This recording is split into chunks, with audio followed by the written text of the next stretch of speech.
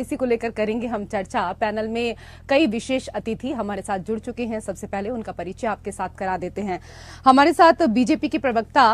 लक्ष्मी वर्मा जुड़ चुकी हैं, बहुत स्वागत मैम आपका। हमारे साथ कांग्रेस के प्रवक्ता सौरभ साहू जुड़ चुके हैं, आपका भी बहुत स्वागत। और हमारे साथ राजनीतिक विश्लेषक निरंजन पोद्दार जी जुड़ चुके हैं, आपका भी बहुत बहुत स्वागत। निरंजन जी, नए मुख्यमंत्री विष्णुदेव छत्तीसगढ़ में पार्टी का सफलतापूर्वक और बेहतर तरीके से संचालन कर चुके हैं। उन्हें राज्य की राजनीति का मंझा हुआ खिलाड़ी माना जाता है, लेकिन फिलहाल सबसे बड़ी चुनौती आने वाला लोकसभा चुनाव है। पार्टी लोकसभा चुनाव में भी छत्तीसगढ़ से कांग्रेस का सुपड़ा साफ करना चाहती है और इन तैयारियों का नेतृत्व अब नए मुख्यमंत्री के हाथों में होगा। कांग्रेस की खींची गई लकीर से भी बड़ी लकीर खींचने की जिम्मेदारी अब विष्णुदेव के ऊपर होगी। देखिए ऋषि जी, सबसे पहले आपको ये चीज समझनी पड़ेगी कि भारतीय राजनीति किस दिशा में जा रही है। कि जिस तरीके से हम देख रहे हैं कि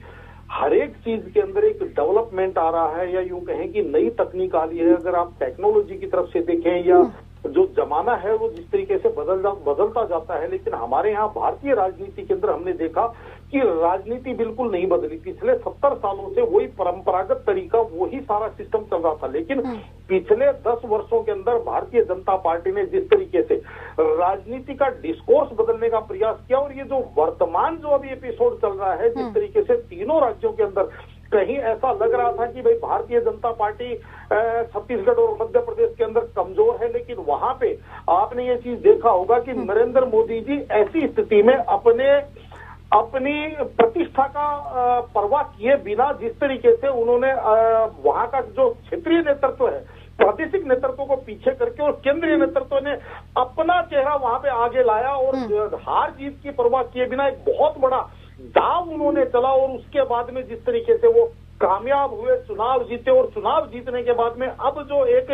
नई रणनीति इन्होंने जिस तरीके से दिखाई कि भाई एक जिसको कहते हैं अंतिम पंक्ति का व्यक्ति इन्होंने निकाल करके और प्रदेश का मुखिया बनाया, तो कहीं ना कहीं मुझे ऐसा लगता है कि भारतीय जनता पार्टी कुछ ना कुछ नई राजनीति करती है। और जो विपक्ष होता है वो कहीं ना कहीं आप ये मान के चलिए अपनी जो परंपरागत जो पुराना जो घिसा पिटा तरीका है कि भारतीय जनता पार्टी का कुर्ता खींचना है या नरेंद्र मोदी जी का कुर्ता खींचना है या इनकी लाइन को छोटा करना है, चाहे वो परंपरागत तरीके आईएनडीए या गठबंधन बनाने की बात हो, चाहे जातिगत जनगणना की बात हो, लेकिन यहाँ पे भारतीय जनता पार्टी की अगर आप देखेंगे तो वो उत्तरोत्तर एक नई लाइन खींच देती है और विपक्ष को उस टाइम समझ में नहीं आता। और अब आप अगर बात 2024 की कर रही हैं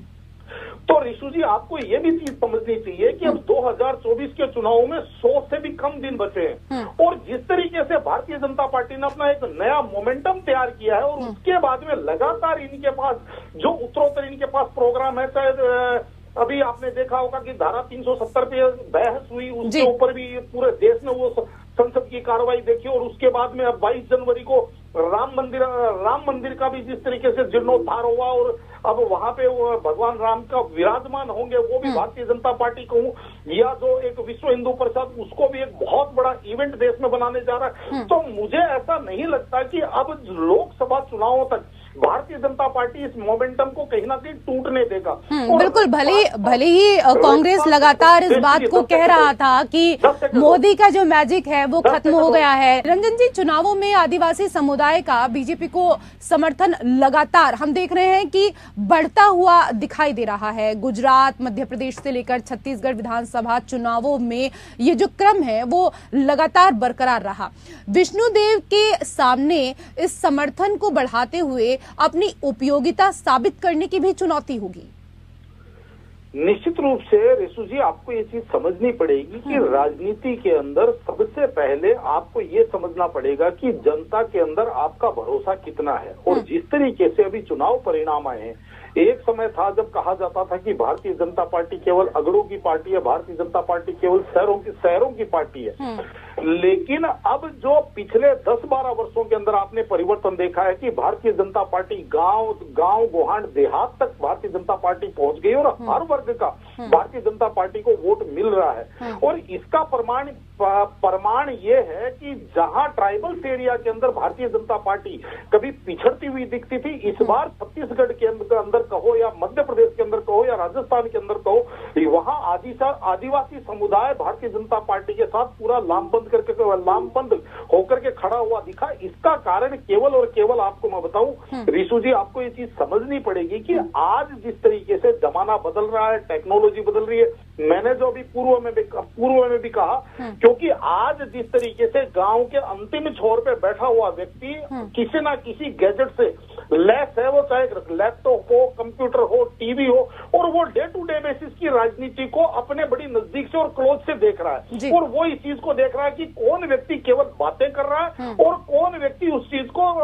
प्रासंगिक कर रहा है। तो कहीं ना कहीं इसी का परिणाम है कि भारतीय जनता पार्टी आज उत्तरोत्तर, बिल्कुल आप सही कह रहे हैं, लेकिन एक चीज यहाँ पर ये भी है ना निरंजन जी कि इस बार के जो चुनाव हुए उसमें आप ये भी देखिए कि जितना प्रचार प्रसार बीजेपी ने किया, कांग्रेस कहीं ना कहीं उसमें पीछे रही, उतना प्रचार प्रसार नहीं कर पाई। जो घोषणाएं की गई थी कांग्रेस की तरफ से वो जनता तक पहुंच ही नहीं पाई।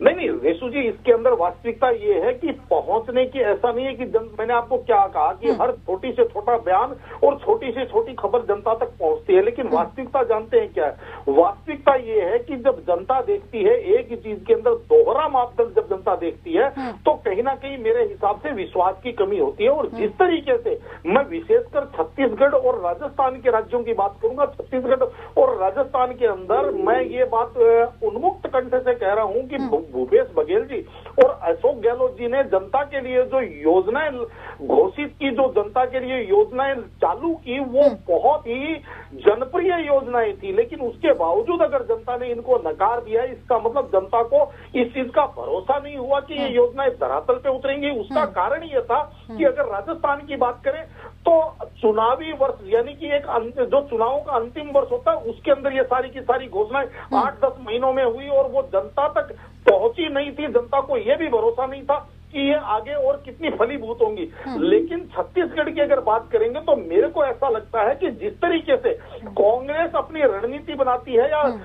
एक INDA गठबंधन किया, तो आप इस चीज को भी समझ के चलिए कि अगर आप किसी चीज